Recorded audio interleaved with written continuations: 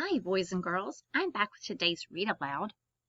And this week we've been reading about Goldilocks and the Three Bears. And I've been reading different versions of this story. Well, here is our last one that I'm going to read for the week. And it is Goldilocks and the Three Pandas.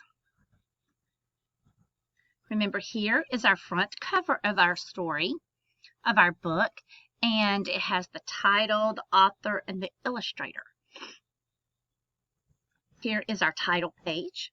It has the title, picture, the author, and illustrator.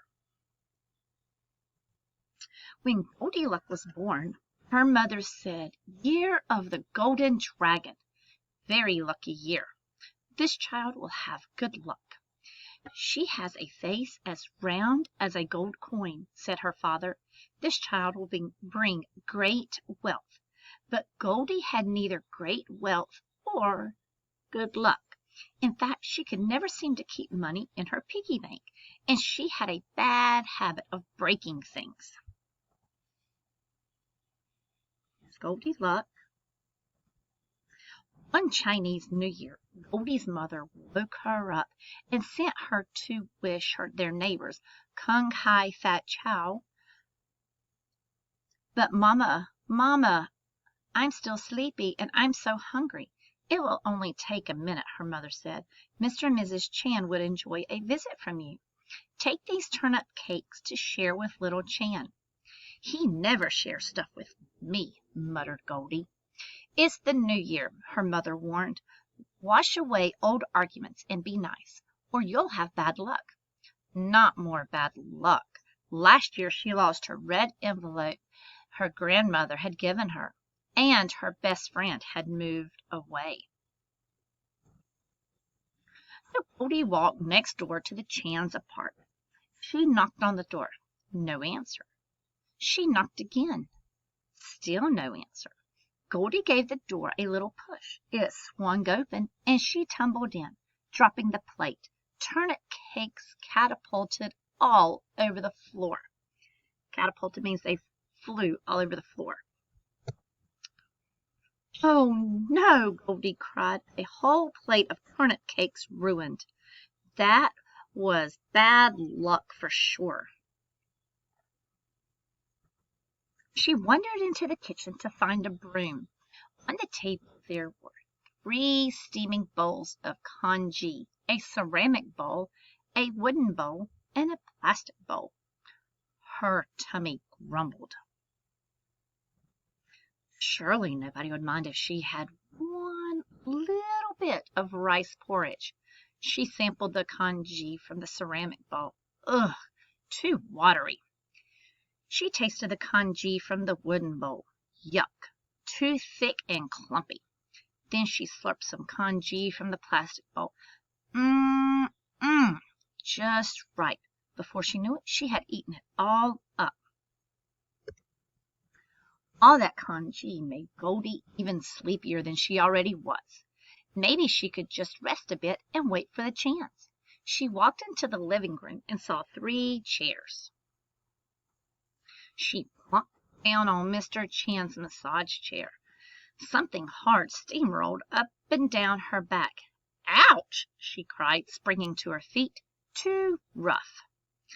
Next, she plopped into Mrs. Chan's armchair and disappeared into the fluffy pillows. She felt like stuffing in a pork bun. "Oof!" she mumbled. "Too soft." Then she squeezed herself into little Chan's rocking chair. "Whee!" she shouted as she rocked back and forth. She pushed too hard and the chair somersaulted backwards. It hit the floor with a splintering crash. "Oh no!" Goldie exclaimed. 7 years bad luck. Or was that a mirror? She climbed into a king-sized bed. The mattress felt as hard as a old almond cookie. Ugh! Too uncomfortable. Next, she flopped onto a queen-sized bed.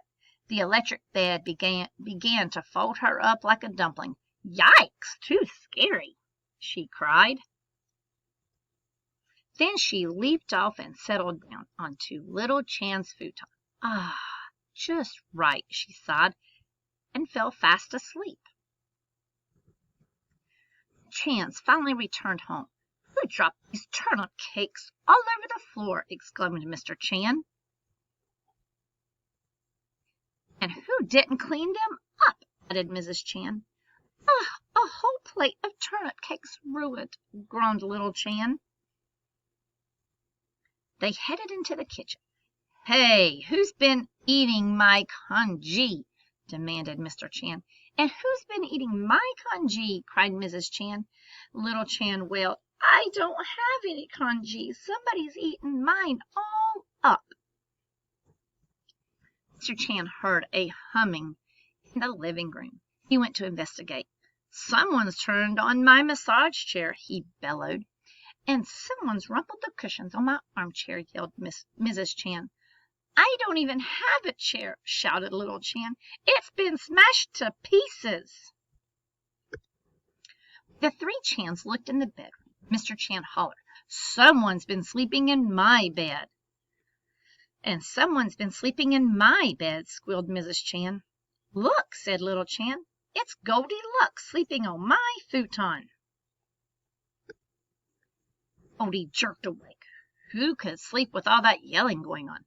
"Mr. Chan, Mrs. Chan," she cried, "I didn't mean to fall asleep." In a fluster, she jumped out of bed and dashed home. Her mother had set out congee for breakfast. Goldie was just about to take a bite when she thought of little Chan, who didn't have any more rice porridge in his bowl. "I'm not really that hungry," she said to Mother. She went to read a book in her rocking chair. She rocked back and forth. She thought of little Chan, who didn't have a chair to sit in any more. "I'm still sleepy. I think I'll go to bed," she cried. Goldie climbed on into her nicely made bed. She thought of all the pillows and blankets she had strewn about the Chan's bedroom. Goldie jumped up and ran back to the kitchen. She grabbed her bowl of congee and rushed back to the Chan's apartment. "I didn't mean to break little Chan's rocking chair," she said to Mr. Chan. "I'll help you glue it back together." "I'll fix the blankets I messed up," she said to Mrs. Chan, "and make the beds." Goldie handed her bowl of congee to little Chan.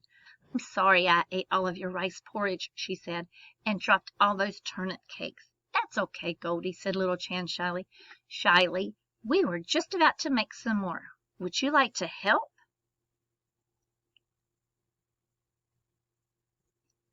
So Goldie and little Chan chopped, stirred, and steamed lots and lots of turnip cakes. Then they fried them up nice and crunchy for the New Year's feast. Mrs. Chan handed Goldie a red envelope. "Kung Kai Fat Choi, Goldie. May the new year bring you great wealth and good luck." "Thank you," Goldie said, "but I think I found some good luck already." She smiled at little Chan, and the two friends sat down together to eat a whole plate of turnip cakes. Boys and girls, there's our back cover of our book. Hope you enjoyed reading Goldilocks and the Three Bears, all of the different versions we read. Thank you, and I'll be back next week with some more read-alouds.